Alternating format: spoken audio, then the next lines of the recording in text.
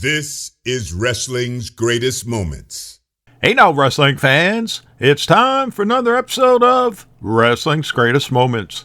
The recent passing of bad boy Bobby Duncum is a reminder of just how important the Cowboy is to professional wrestling. Sit back as Wrestling's Greatest Moments looks at Pro Wrestling Cowboys, classic cowboy gimmicks that rule the territories. Before we get started though, don't forget to subscribe to our channel and hit that notification bell so you don't miss a single video. The Cowboy has always represented freedom, toughness, and independence, a figure who lives by his own code. It's no surprise then that the territory era leaned hard into the image. Let's look at 5 cowboys who blazed a trail through the territories. Cowboy Bill Watts. When wrestling fans think of the Cowboy as a lawman, they think of Bill Watts. Ironically, Watts didn't see himself as a lawman at all, at least not at first. By his own admission, wrestling saved his life. Without a doubt, if I hadn't gotten into wrestling, I'd have ended up in the penitentiary or dead because of the environment I had created for myself. Watts was a troublemaker in his youth. After repeated issues at the University of Oklahoma, he left school and signed with the American Football League's Houston Oilers, only to be cut after physically confronting a coach who humiliated him in front of the team. Wrestling, however, gave Watts an outlet that rewarded toughness instead of punishing it.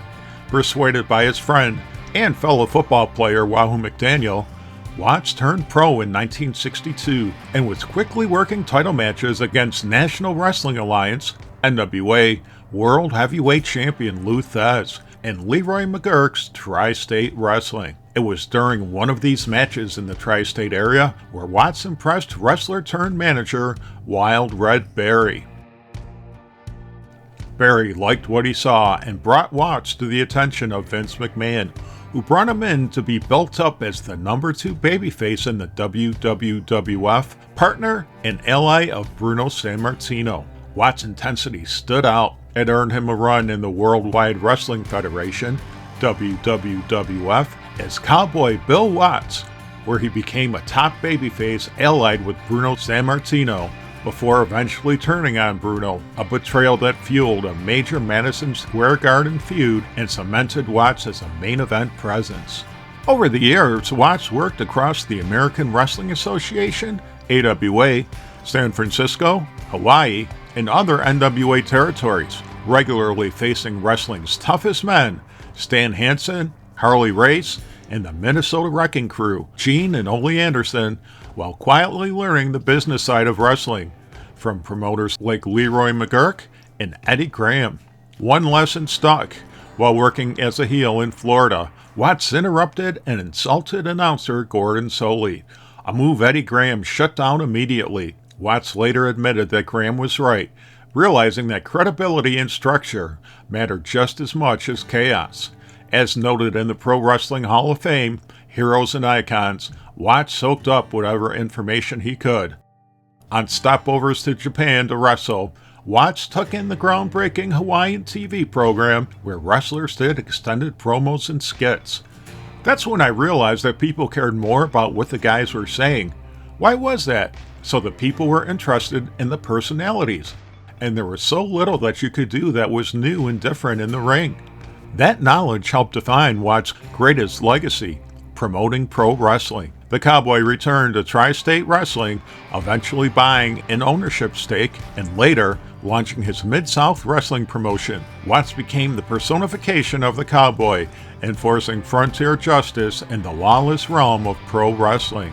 Mid-South Wrestling thrived under Watts' vision. He emphasized realism, logical storytelling, and tough, self-reliant heroes facing villains who broke rules because they had no other way to win. The result was one of the most respected and emotionally grounded territories of its era, and a perfect reflection of Bill Watts. Blackjack Mulligan. If Bill Watts was a lawman, Blackjack Mulligan was the outlaw. But like many great wrestling cowboy outlaws, Mulligan eventually saw the light, turning the same brutal tactics he'd used as a heel against wrestling's roughest villains. It was a classic case of fighting fire with fire, and fans loved it. Born Robert Wyndham in Texas and hardened by military service in the Marines, Mulligan brought legitimate size, aggression, and volatility to wrestling. Standing somewhere between 6 foot 6 inches and 6 foot 10 inches, with wild hair and even wilder energy, he debuted in 1969 and quickly stood out as someone dangerous. Mulligan broke through nationally in the early 1970s as Blackjack Mulligan in the WWF, the man in the black hat. His feud with WWF champion Pedro Morales showed just how real the danger could feel. During one match, interference sparked a near riot in a heavily Hispanic crowd, sending Mulligan fleeing for his safety after being stabbed in the leg. There's 75% Hispanic in the building. They're going to go nutso, and they come unglued. They totally come unglued. We weren't ready for it, explained Mulligan, who was stabbed in the leg and chased back to his hotel. That volatility became his calling card. Teaming with fellow outlaw Blackjack Lanza, Mulligan formed one of the toughest tag teams of the 1970s, championships across multiple territories, and establishing the name the Blackjacks as a feared rule-breaking team of cowboys wherever they went. Mulligan's most important evolution, though, came in Jim Crockett Promotions, where he arrived as a heel, but eventually transformed into an outlaw babyface. Despite his size, Mulligan moved with surprising speed, unleashing a flying elbow and a brutal claw hold that made him believable against anyone. His feud with Ric Flair produced one of the era's most famous angles, the hat and the rope. When Flair destroyed Mulligan's prized cowboy hat, a gift from country star Waylon Jennings, Blackjack retaliated by shredding one of Flair's expensive robes on television. These two incidents demonstrated Booker George Scott's multi-layered approach to storytelling, as it showed that both wrestlers knew how to hurt each other physically and emotionally. Mulligan later admitted that once he tasted life as a babyface, there was no going back. Fans didn't just cheer him, they trusted him. The outlaw had become a protector. Once I switched babyface, I couldn't go back. It was impossible to go back. I tried to make a move like that. I didn't want to do it anymore. Once I got a taste of this Dusty Rhodes babyface stuff, who wants to ever go back? It was ridiculous. It was so easy. It was silly. Throughout the late 1970s and 1980s, Mulligan largely played a babyface, battling monsters like Big John Studd, Bruiser Brody, Kevin Sullivan's Army of Darkness, and the Zambui Express. However, Mulligan did find time to play a heel, and it's likely he was generously paid in the process, returning to the WWF to challenge WWF champion Bob Backlund. However, Blackjack bit off a bit more than he could chew when he attacked Andre the Giant, laying him out.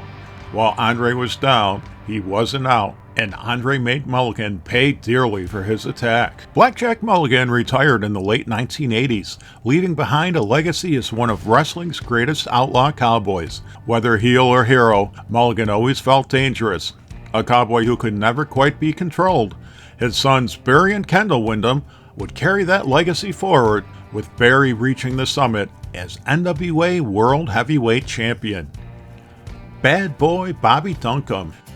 It takes a tough hombre to go toe-to-toe with Blackjack Mulligan, but for Bobby Duncum, that kind of fight was just another day at the local saloon. Duncum was a legitimate athlete who played football at West Texas State and briefly with the St. Louis Cardinals before entering wrestling in the mid-1960s. From the start, veterans knew he was different. Terry Funk remembers what confirmed his belief that Bobby would fit in well in the wrestling world. We knew Bobby needed to be in the business when we put a hold on him, really sank it in and asked, "Now Bobby, do you feel that pressure?" He'd say, "Yes," as calmly as you please. "Does that hurt, Bobby?" "Yes," just as calmly. That was all the emotion you were going to get out of that tough. Duncum worked across major NWA territories and toured Japan early in his career, where his hard-hitting style caught the attention of Bruno Sammartino. Sammartino personally brought Duncum into the WWF, later calling him one of the most underappreciated wrestlers of his era. I wanted to be sure to mention a man that didn't get anywhere near as much recognition as he should have. His name is Cowboy Bobby Duncum. While I was a champion, I still continued to go to Japan as often as I could. On one of my tours, I saw this young guy wrestling. He was a big, strong boy, but he had only been in the business a few years. I thought to myself that we could do good business with him if I got him to New York, so I asked him if he would be interested in coming. In New York, Duncum became the embodiment of a Wild West outlaw, a bully who treated the rulebook as optional.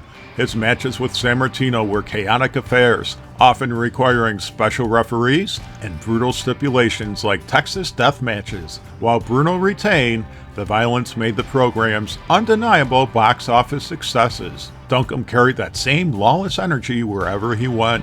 In the AWA, he immediately made big waves by costing Vern Gagne the AWA World Heavyweight Championship, and he later formed a dangerous team with Blackjack Lanza under the guidance of manager Bobby the Brain Heenan. Together, they captured the AWA World Tag Team Championship and became one of the promotion's roughest teams, holding the titles for nearly a year before dropping them to the High Flyers, Jim Brunzell and Greg Gagne. Duncum later returned to the WWF, putting in his bid for Bob Backlund's WWF Championship. However, his most fitting rivalry came in Jim Crockett Promotions, where Duncum collided with fellow cowboy Blackjack Mulligan in a feud straight out of frontier folklore. The two Texans threw down in some of the territory's most heated stipulation matches, including Texas death matches, tape fist matches, and brass knuckles matches. Indeed, Duncum would be billed as brass knuckles champion in the promotion, although records of title defenses are hard to pin down. A popular attraction, Duncum traveled to championship wrestling from Florida, this time donning a mask as spoiler number 2. He and spoiler number 1, aka Don Jardine, beat the Briscoe brothers for the NWA Florida Tag Team Championship, eventually dropping them to Steve Kern and Mike Graham. This wouldn't be Duncum's last time under a mask, or in this case a lot of bandages, as he later competed in Southwest Championship Wrestling as the Mummy. Bobby Duncum retired in 1986, leaving behind a 20-year legacy defined not by finesse or flash, but by sheer brutality. When fans saw Duncum's name on the card, they knew his opponent was in for the fight of his life. Blackjack Lanza. John Lanza was born on October 14, 1935, in Minneapolis, Minnesota. AWA promoter Vern Gagne clearly saw money in the 6'5" big man, training him personally and debuting him as babyface cowboy Jack Lanza. However, when Bobby Heenan took over as Jack's manager, the white hat turned black, and Blackjack Lanza was born. Like his later partner Blackjack Mulligan, Lanza wielded the dreaded claw hold, using it to brutalize opponents into submission. Their pairing was inspired. Together, the Blackjacks became one of the most destructive tag teams of the 1970s, generating such intense heat that their success became a liability. As Mulligan later explained, this team was too effective to stay together. We had so many problems. It was unbelievable. Here's where we couldn't stay together. It couldn't last because territories couldn't handle it, Mulligan said. The Blackjacks would tour around, though it wasn't a team destined to last. We worked Texas together a little bit, but this team, every time it got together, it created problems of heat. These people, we go to New York, and they give us Lou Albano, and that got even nutsier than before. I went, oh my God, I'm back in the same situation where I'm going to get killed. Well, with myself as an individual, I could control. The Blackjacks went their separate ways in the mid-70s, carving out success on their own. Blackjack Lanza worked alongside Bobby Heenan for years, including Lanza's aforementioned team with Bobby Duncum, even joining the Brain when he left the AWA for Georgia Championship Wrestling. As noted in the book, Vern, Inside and Outside the Ropes, AWA owner Vern Gagne allowed Heenan to head to Georgia to work for Jim Barnett and Booker Ole Anderson, where he took Blackjack Lanza with him. There, Heenan formed a new Heenan family, managing talents like Lanza, the Masked Superstar, and Killer Carl Cox, further establishing his reputation in the wrestling world. Later on, Lanza began promoting, according to journalist and wrestling historian Greg Oliver. For a time in the early 1980s, Lanza was a key figure in the AWA town of Winnipeg. When Jack Lanza bought Winnipeg, the first thing he told Vern Gagne was, "Look, okay, I want this and that, Greg Gagne. I don't want Greg working up there. They were insulted, but the territory went up and up and up, recalled Rick Martel. Winnipeg was on its ass. Then he built it and built it. We had some great crowds after that. Lanza briefly reunited with Mulligan in the 1980s, but he saw the writing on the wall. As the territory system collapsed under the rise of national promotions, Blackjack Lanza adapted again, this time behind the scenes as a road agent and authority figure for the WWF, occasionally appearing on camera to break up a brawl or deal with some other wrestling-related catastrophe. Longtime fans may remember him alongside Tony Garea and Rene Goulet as one of the hapless officials trying and failing to rescue the Ultimate Warrior after he'd been locked in a coffin by The Undertaker. Blackjack Lanza may not have chased the spotlight late in his career, but he outlasted eras, mastered multiple roles, and proved he understood wrestling, not just as violence, but as business. Cowboy Bob Ellis. No discussion of wrestling cowboys is complete without mentioning one of the industry's true legends, Cowboy Bob Ellis. Born on March 15, 1929 in Texas, Ellis served in the United States Army during the Korean War, serving in Korea, and also distinguishing himself on the gridiron as a football player for the Army team. After his service, Ellis briefly signed with the Philadelphia Eagles before walking away from pro football to open a gym. It was there that he met wrestler Pepper Gomez. Ellis persistently lobbied Gomez for a break in wrestling until Gomez finally referred him to legendary trainer Xandor Zazbo. Ellis debuted around 1956, and with the exception of a heel run in Puerto Rico's World Wrestling Council, he spent his career as a babyface, earning a reputation as a hard-nosed, justice-seeking hero in wrestling's frontier-style environment. He was especially skilled at selling punishment, using blood and body language to draw sympathy before firing back with gritty comebacks that audiences believed in. Ellis's in-ring legacy is undeniable. He is often credited with inventing the Bulldog headlock, an attribution supported by respected historians such as Tim Hornbaker, and may have also been the first wrestler to reverse the figure 4 leg lock. As with many innovations from wrestling's early decades, definitive proof is elusive, but Ellis's influence is widely acknowledged. Standing around 6'2", Cowboy Bob looked every bit the part of a man who could stand toe-to-toe with wrestling's most feared villains. His opponents included Dick the Bruiser, Bob Geigel, Killer Carl Cox, Bob Orton Sr., Nature Boy Buddy Rogers, and Killer Kowalski. He also teamed with beloved babyfaces like Vern Gagne and Pat O'Connor, further reinforcing his image as a trustworthy standard-bearer. Ellis worked during the era when wrestling heroes were expected to be virtuous, but not passive. One infamous Jim Crockett Promotions angle perfectly illustrates how that balance played out. During an episode of Championship Wrestling, the television announcer surprised Ellis with a birthday cake, explaining that it had been purchased by a group of children with disabilities who had pooled their pennies together for their hero. The moment was heartfelt, and inevitably it invited chaos. Heel wrestler Rip Hawks stormed the set, snarling, "I have birthdays too, and those stinking kids never did anything for me." Instantly upon finishing his insult, he sucker punched Ellis and smashes him headfirst into the cake. Icing, candles, and other decorations explode over the desk, announcer, and the combatants. A brawl breaks out between Rip and Cowboy Bob. The announcer is shouting into his microphone, "I've never seen anything like this. We must restore order here. We'll be back following the station break." After the break, the announcer explained that Ellis was too upset to appear on camera, but wanted fans, and the children, to know that he would make things right and avenge what had been taken from them. The angle worked perfectly because audiences knew the Cowboy would do what he said. The Cowboy's ability to project moral authority made him one of wrestling's most reliable babyfaces, but his toupee also produced one of wrestling's most endearing anecdotes. In the IWA, where Ellis was one of the Renegade Promotions' lead performers, he was taking on Ernie Ladd. Ernie hit Bob with a big chop, and Bob's head went back like this into the turnbuckle, and his toupee goes, "Whoosh," laughed Phil Watson, who was in the territory at the time. Then Ernie puts his hand on his head and whack, knocks it back into place. Ellis retired in 1982, stepping away from the ring without bitterness or spectacle. He returned to a quieter cowboy life, raising horses for racing, having already secured his place as one of wrestling's most beloved heroes.